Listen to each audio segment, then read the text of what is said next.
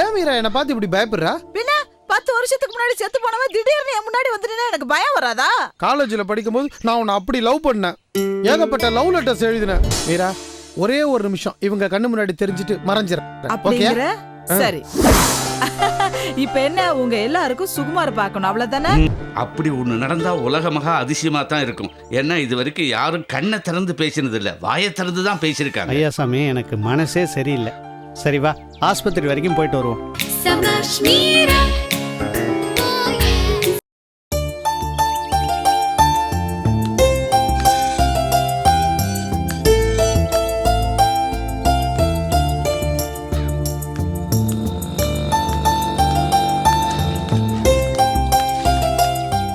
மீரா, மீராவா? என் பேர் உங்களுக்கு எப்படி தெரியும்? நீ வேணா என்ன மறந்துருக்கலாம், பட் நான் உன்னை மறப்பேனா? நீங்க என்ன மென்டலா?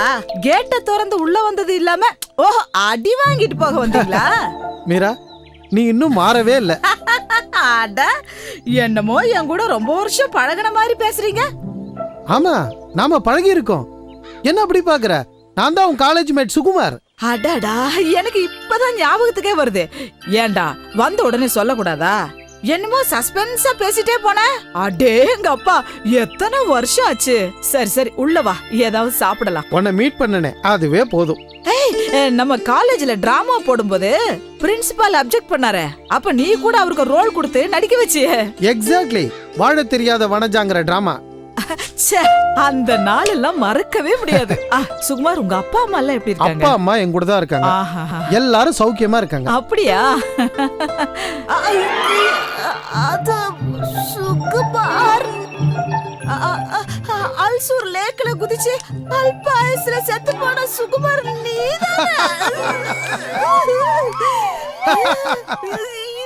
நல்லா ஞாபகம் வச்சிருக்கிய. உன் வெட்டிங் டே அன்னைக்கு தான் நான் சூசைடே பண்ணிக்கிட்டேன். மீரா, நான் இங்க இருக்கேன். மீரா, நான் இங்க இருக்கேன். நான் இங்க இருக்கேன்.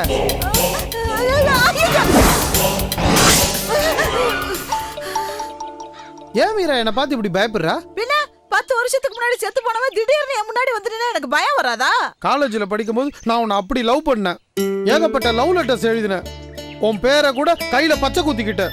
ஆனா நீ என்ன ஒதுக்கிட்டு வேற எவனோ ஒருத்தரை கல்யாணம் பண்ணிக்கிட்ட. அதான் உன் வெட்டிங் டே அன்னைக்கு நான் சூசைட் பண்ணிக்கிட்டேன்.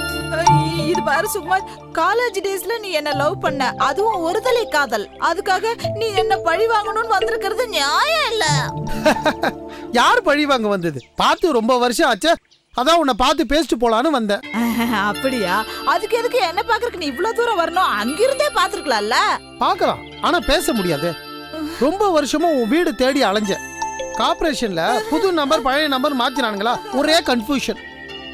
சுகுமார், பொதுவா ஆவிங்க யார் கண்ணுக்குமே தெரியாதுன்னு சொல்லுவாங்கல்ல, ஆனா நீ ஏன் கண்ணுக்கு மட்டும் முழுசா தெரியுறியா? எப்படியா? என்ன குறையோட நம்ம செத்தோமோ அதுல சம்பந்தப்பட்டவங்க யாரோ அவங்க கண்ணுக்கு மட்டும் தெரிவிங்க அப்படின்னு எங்க ஆவி உலகத்துல புதுசா ரூல் கொண்டு வந்திருக்காங்க. அப்படின்னா நீ இனிமேல் எப்ப வேணா வந்துட்டு போலாமா? நன்னடத்துக்காக ஜெயில தண்டனையை குறைச்சு கைதிகளை ரிலீஸ் பண்ற மாதிரி நாங்க நல்லபடியா நடந்துகிட்டா வருஷத்துக்கு 15 நாள் லீவ் எடுத்துக்கிட்டு இப்படி வந்துட்டு போலாம். என்னது? என்னமோ ஆபீஸ்ல லீவ் கொடுத்து அனுப்புற மாதிரி இல்ல சொல்ற? மீரா, அது தனி உலகம். அங்க சகல வசதிகளோட எல்லாரும் சௌக்கியமா இருக்காங்க. என்ன மாதிரி ஆளுங்க தான் இங்க அங்கன்னு சுத்திட்டு இருப்போம். வயசான அவங்க எல்லாம் மெகா சீரியல்ல உட்காந்துரும். அங்க மெகா சீரியல் எல்லாம் தெரியுமா? ஆமா, சேட்டலைட் மூலியமா தானே ப்ரோக்ராம் வருது.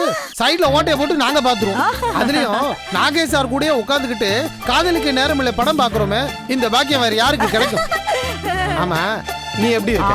செத்து செத்து பொழைச்சுக்கிட்டு இருக்க. இதுக்கு பேசாம என் கூட நீ செத்துருக்கலாம். சரி சுகுமார், நீ கிளம்பு. நீ வந்ததுக்கு ரொம்ப சந்தோஷம். ஒருவேளை எங்க அப்பா அங்க வந்தாருன்னா எங்க அப்பாவை மட்டும் கொஞ்சம் கவனிச்சுக்கியா? மீரா, நான் உன் வீட்டுல 2 நாள் தங்கிட்டு தான் போறேன். ஐயோ, யாருக்காவது தெரிஞ்சா பயப்படுவாங்க, அப்புறம் என்ன சந்தேகப்படுவாங்க. நீ கவலையே படாத. நான் உன் கண்ணுக்கு மட்டும்தான் தெரிவேன். நான் பேசுறது உனக்கு மட்டும்தான் கேட்கும். அப்படியே பார்த்தாலும் நீ யார் கூடயோ பேசிட்டு இருக்கேன்னு தெரியுமே தவிர என்ன யாருக்கும் தெரியாது. சரி, ஒரு 2 நாள் தங்கிக்க. தேங்க்யூ. ஆ, ஆ, சுகுமார், ஆவிங்க எல்லாம் ஒயிட் அண்ட் ஒயிட்ல தானே இருப்பாங்க. ஆனா நீ என்ன கட்டம் போட்ட ஷர்ட்டும் ஜீன்ஸ் பேண்ட்ல இருக்க? ஒயிட் அண்ட் ஒயிட்டா ரொம்ப நாளா இருக்குன்னு ஆவிங்க எல்லாம் சேர்ந்து போராடி கலர் ட்ரெஸ்க்கு மாறணும்னு சொல்லி பர்மிஷன் வாங்கிட்டோம். ஓ சரி, நீ மாடியில் இருக்கிற ரூம்ல போய் தங்கிக்க. எனக்கு எதுக்கு ரூம்? நான் எங்க வேணாலும் போவேனே. ஐயா, இது கூட தங்கறது, ச்சீ, இவன் கூட தங்கறது எங்க போய் முடியுமோ தெரியலையே.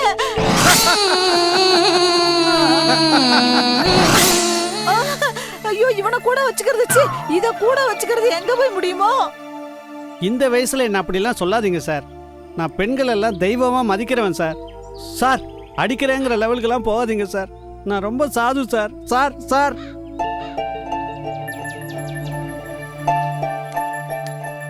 நடேஷா, நான் கேள்விப்பட்டது உண்மையா? ஐயா சாமி, நீ அதை நம்பாத. ஏத்த விட்டு அம்மாவை நான் பார்த்ததே இல்லை.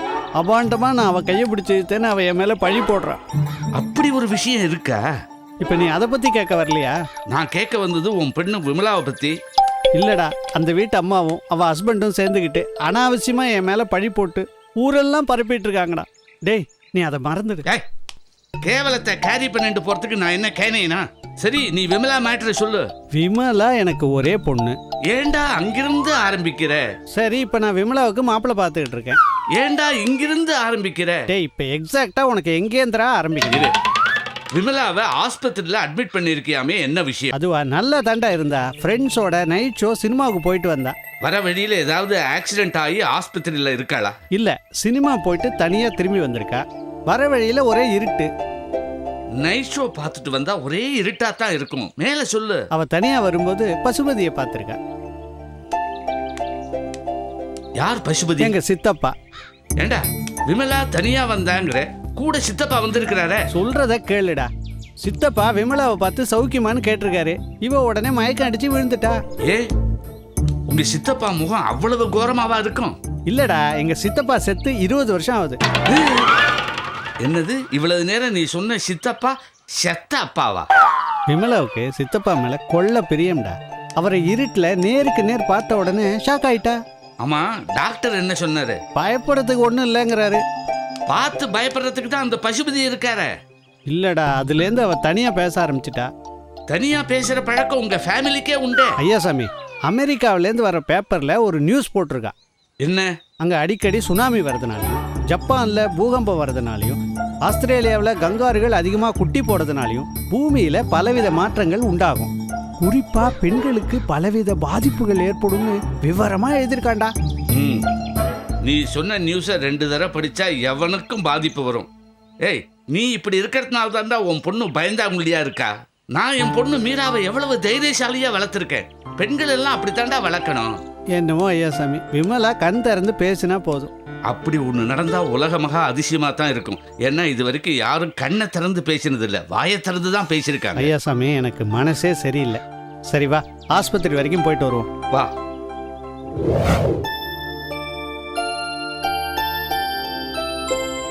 மீரா,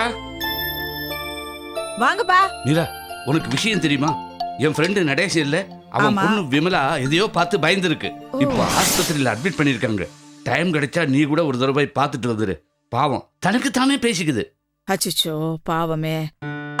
சுகுமார், இவரை ஞாபகம் இருக்கா? எங்க அப்பா. நாம காலேஜ் படிக்கும்போது ஒரு நாள் சோன்னு மழை பெஞ்சுதே, அப்ப மேனவெல்ல விழுந்து மண்டை வச்சுட்டாரு. அவருதான் இவரு. ஆமா, ஆளே மாறிட்டாரு.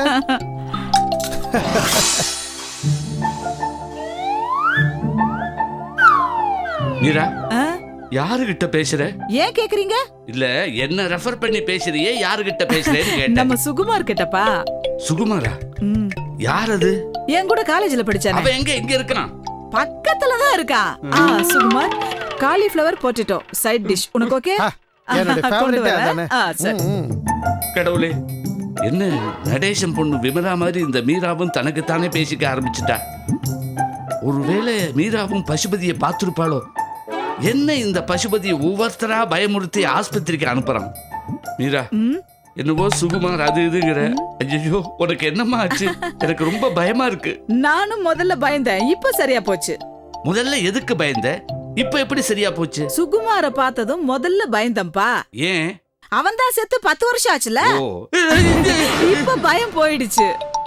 இங்க ஒரு 2 நாள் தங்கிட்டு போலான்னு வந்திருக்கான். இங்க இந்த சுகுமார் இருக்கா? ஆமாப்பா, இருக்கா? இருக்கு.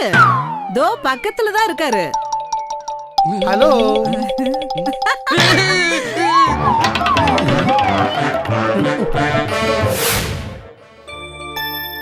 ஐயா சாமி, சாக்லேட் எடுத்துக்க. எதுக்கு? என் பொண்ணு நார்மல் ஆயிட்டா. அதுக்கு ஏன் நீ லூஸ் ஆயிட்ட? இல்லடா, இது பெரிய மிரக்கல். டாக்டர் 1 மணி நேரம் தனியா பேசினாரு. அவருமா? டேய், என்கிட்டடா. நீ சாக்லேட் எடுத்துக்க. வேண்டாம். ஏன்? என் பொண்ணு மீரா தனியா பேச ஆரம்பிச்சுட்டா. நான் சொல்லல, அடிக்கடி சுனாமி வரதுனாலயும் ஜப்பான். போறண்டா, ஒரே குழப்பமா இருக்கு. உடனே மீராவையும் அந்த ஆஸ்பத்திரியில சேர்த்துரும். என்ன, அங்க கெஸ்ட்டுக்கு கொடுக்கற சாப்பாடு ரொம்ப நல்லா இருக்கு.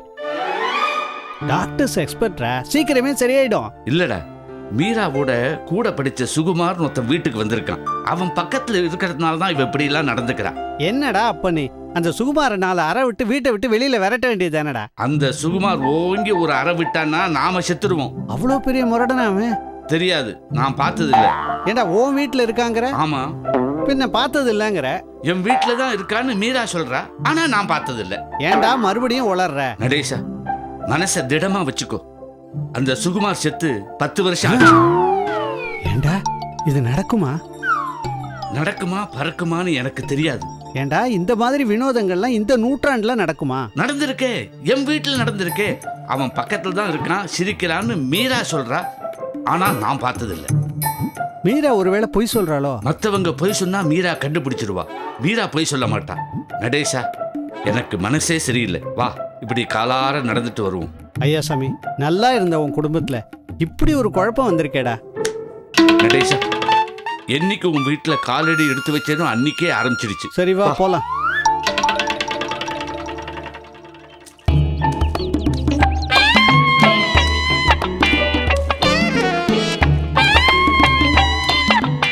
ஆமா, இப்போ எதுக்கு அவசரமா வர சொன்னீங்க? ஒரு அவசர வேலை. அதான் ஏன் அவசரமா வர சொன்னீங்கன்னு கேட்டேன். ஏன் அவசர வேலை தான் இருக்கா? ஏன் இப்படி பறக்குற? நேத்துக்கு பெங்களூர் ஹைவேஸ்ல கார்ல வேகமா வந்துட்டு இருந்தேன். ஓவர் ஸ்பீடுன்னு ஓரங்கடி கேஸ் எழுதிட்டாங்களா? இல்ல, அப்ப 2 பக்கமும் வேடிக்கை பார்த்து வந்துட்டு இருந்தேன். இது நீங்க வழக்கமா பண்றது தானே? இது ஒரு மேட்ரா? இது சொல்லவா என்ன இங்க வர சொன்னீங்க? அங்க வலது பக்கம் ஒரு பங்களா. உடனே காரை ரிவர்ஸ் எடுத்தேன். காரை நிறுத்தினேன். கார்ல இருந்து இறங்கி பார்த்தா 10-15 கிரவுண்ட்ல நடுவுல ஒரு சின்ன பழைய பங்களா. அத பார்த்ததும் எனக்கு ஒரு ஐடியா.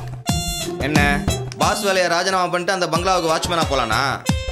இல்ல, அந்த பங்களாவை வாங்கி அதையே ஹெட் ஆபீஸா மாத்திட்டேன். யாருக்கும் தெரியாது.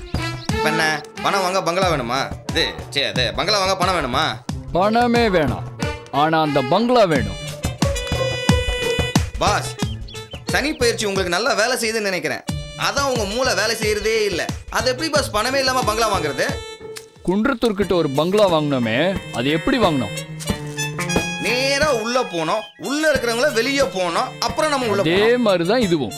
அந்த பங்களா எனக்கு பிடிச்சு போச்சு, அது எனக்கு வேணும். பாஸ், இப்படி குழந்தை மாதிரி அடம் பிடிச்சா எப்படி? அந்த பங்களா வாங்க என்னதான் வழி? அங்க இருக்கிற ஒரு பெரியவர்கிட்ட இந்த பங்களா யாருது என்ன ஏதுன்னு விசாரிச்சேன். அது மீரான்னு ஒரு பொம்பளையோடதுன்னு சொன்னாரு. நீ என்ன பண்ற? உடனே அந்த மீரா வீட்டுக்கு போற, அந்த வீட்டோட டாக்குமெண்ட்ஸை எடுத்துட்டு வர. நமக்கு எதுக்கு பாஸ் டாக்குமெண்ட்ஸ்? டாக்குமெண்ட்ஸை நம்மளே ரெடி பண்ண முடியாதா? டேய், மல்லேஸ்வரன் செல்லையான்னு ஒரு பெரிய ரவுடி. அவன் ஒரு தடவை மீராவை கடத்திட்டு போய் அந்த பங்களால வச்சானான். அவன் என்ன பண்ணாலாம், அவனை அடின்னு அடிச்சு உதைச்சு அவன் பேர்ல இருந்த பங்களாவை தம் பேருக்கு மாத்திக்கிட்டாளாம். அதனால என்ன சொல்ல வரீங்க? நாளைக்கே அந்த ரவுடி நம்ம கிட்ட வந்து கலாட்டா பண்ணான்னா ஒரு சேஃப்டி சைடுக்கு அந்த டாக்குமெண்ட்லாம் நம்ம கையில இருக்கணும். நீ நேரா மீரா வீட்டுக்கு போற, அந்த டாக்குமெண்ட்ஸோட இங்க வர. மீரா வீட்டு அட்ரஸ் இருந்தேன்னா நான் போக மாட்டேனா? உலகத்திலே ஈஸியான வேலை பாஸா இருக்கிறதா. வரேன். மீராவுக்கு எப்ப குணமாகும்னு தெரியலையே. கொஞ்சம் கொஞ்சமா தான் சரியாகும். எனக்கு மறந்தே போச்சு. அவளை நினைச்சா பரிதாபமா இருக்கே. அது இல்ல, நான் அன்னைக்கு நடந்தது தான் சொல்றேன். அப்ப நீ எங்க போன? மீரா? அப்ப என்னன்னு உனக்கு தெரியாதா? சரி சரி, நான் உனக்கு சொல்றேன். மீரா, என்ன 2 பேரும் வாக்கிங் போயிட்டு வரீங்களா? என்ன நடேசன் அங்கிள் சௌக்கியமா இருக்கீங்களா? மீரா, நல்லா இருக்கேன். நீ யார்கிட்ட பேசிட்டு வந்த? மொபைல்ல பேசிட்டு வந்தேன். பாத்தியாடா, போன்ல பேசிட்டு வந்திருக்க. அதான் இந்த பசங்கெல்லாம் இப்ப காதுல ஒயரை மாட்டிட்டு பேசுறாங்களே, இத போய் பெருசா சொல்லிட்டு இருக்கான். எங்க அப்பா ஏதாவது சொல்லிட்டு இருப்பாரு, அதெல்லாம் நீங்க நம்பாதீங்க. கரெக்டுமா. சுகுமார், இவர் எங்க அப்பா, அது நடேசன் அங்கிள். மீரா, ஆ? இவர் யாரு? என் ஃப்ரெண்டு சுகுமார் கிட்ட. எங்க இருக்காரு? இதோ இங்கதான் இருக்காரு. சரி அப்பா, நீங்க வீட்டுக்கு போங்க. நடேசன் அங்கிள், நான் கிளம்பட்டுமா? சுகுமார் வாங்க, நம்ம பேசிக்கிட்டே போவோம். அவங்க அப்படிதான் எதையாவது சொல்லுவாங்க. இப்ப என்னடா சொல்ற? ஏய், என் பொண்ணு விமலா கேஸை விட இது ரொம்ப சீரியஸா இருக்குடா. பேயிங் கெஸ்ட்னு கேள்விப்பட்டிருக்கேன். பேயே கெஸ்டா வந்து இப்பதான்டா பாக்குறேன்.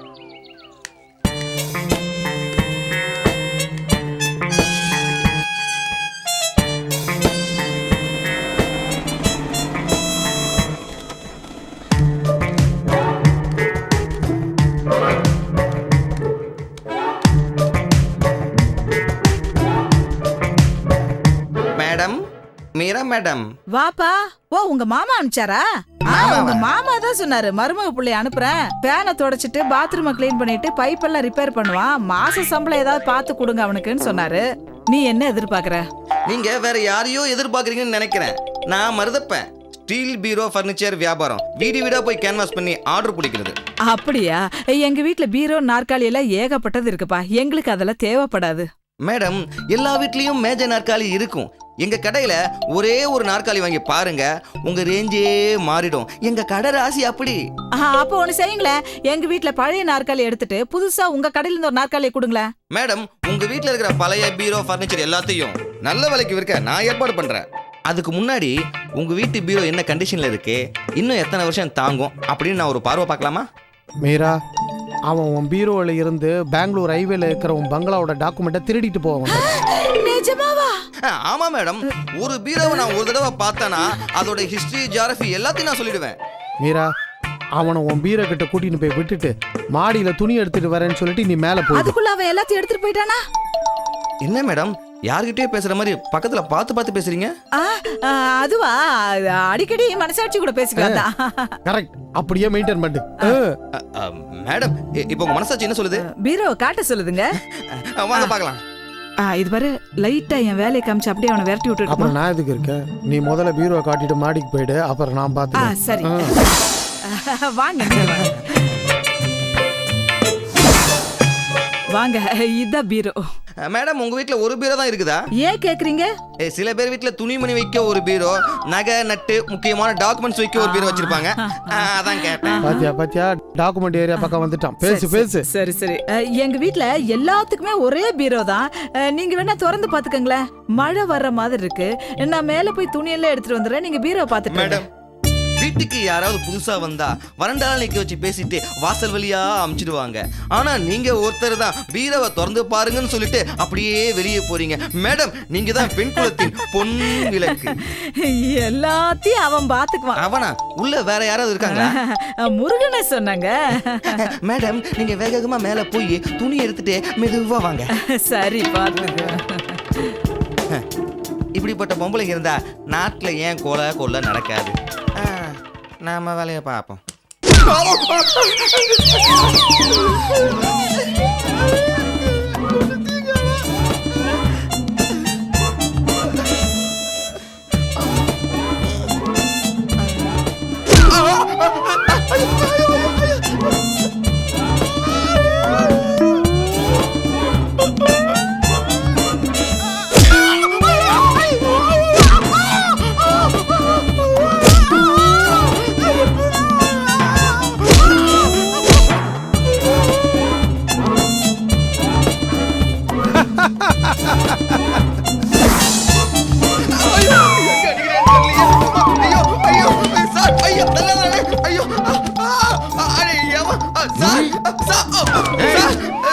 நீ எங்க வீட்டுக்குள்ள வந்து அலற ஓடுற, என்ன விஷயம்? காப்பாத்துங்க சார். யார் நீ?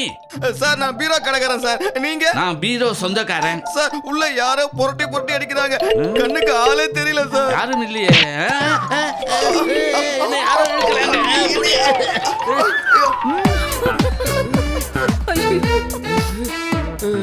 மீரா, இந்த வீட்டுல யாரோ இருக்காங்க. இல்ல, ஏதோ இருக்கு. பாவம் பீரோ கடைக்காரரை பாரு என்ன அடி வாங்கியிருக்காருன்னு. அப்பா இவன் பாவம் கிடையாது, இவன் பீரோ கடைக்காரனே இல்ல. நம்ம வீட்டு பீரோல இருக்கிற டாக்குமெண்ட்ஸ் எல்லாம் திருட வந்திருக்கான். மேடம் நான் திருடதான் வந்தேன், ஆனா எதுவுமே திருடல மேடம். கண்ணுக்கு தெரியாததான் ஒரு சக்தி என்ன கலக்கடிச்சிட்டு இருக்கு மேடம். ஏதோ சக்தி இல்ல, சுகுமார் என்னோட ஃப்ரெண்டு. மீரா, எவன் அந்த சுகுமார்? இதுக்காக யாரோ பக்கத்துல இருக்கிற மாதிரி என்னையும் மத்தவங்களையும் ஏமாத்துற? அப்போ நான் ஏமாத்துறேனா? மீரா ஆ, மீரா ஒரே ஒரு நிமிஷம் இவங்க கண்ணு முன்னாடி தெரிஞ்சிட்டு மறைஞ்சிடறேன். ஓகே அப்படிங்கிற சரி. இப்ப என்ன, உங்க எல்லாருக்கும் சுகுமார் பார்க்கணும் அவ்வளவுதானே? இப்ப பாருங்க, இவன் தான் சுகுமார், காலேஜ்ல என் கூட படிச்சவன். ஹலோ சுகுமார், சௌக்கியமா? ஐ அம் ஃபைன். மீரா, ஆ? நீ சொன்ன போது நம்பல, ஆனா இப்ப நம்புறேன். Thank you sir. இவன் வந்தபோது நான் கூட தான் பயந்தேன், ஆனா சுகுமார் மட்டும் இல்ல, நம்ம டாக்குமெண்ட காப்பாத்தி இருக்கவே முடியாது. மீரா நான் வந்து 2 நாள் ஆச்சு, நான் ஆ, கிளம்புறேன். சரி. சார் நீங்க எப்போ வரீங்க? என்னவோ கோவில் திருவிழாவுக்கு கூப்பிடுற மாதிரி கூப்பிடுற. நான் வரும்போது வரேன், நீ கிளம்பு. பாத்தீங்களா, நம்மள சுத்தி எப்பவும் நல்ல அவியும் இருக்கும், கெட்ட அவியும் இருக்கும். சீ சுகுமார், நீ இன்னும் போலையா? போயேண்டா. நம்மள சுத்தி எப்பவுமே நல்ல ஆவியும் இருக்கும், கெட்ட ஆவியும் இருக்கும். நாம நல்லதே நினைச்சா நமக்கு எல்லாம் நல்லாவே நடக்கும். நம்ம வார்த்தையில இருக்குங்க நம்ம வாழ்க்கை. அதனால நாம எப்பவும் நல்லதே நினைக்கணும், நல்லதே பேசணும். என்ன நான் சொல்றது சரியா? Savaş Mira, Savaş Mira.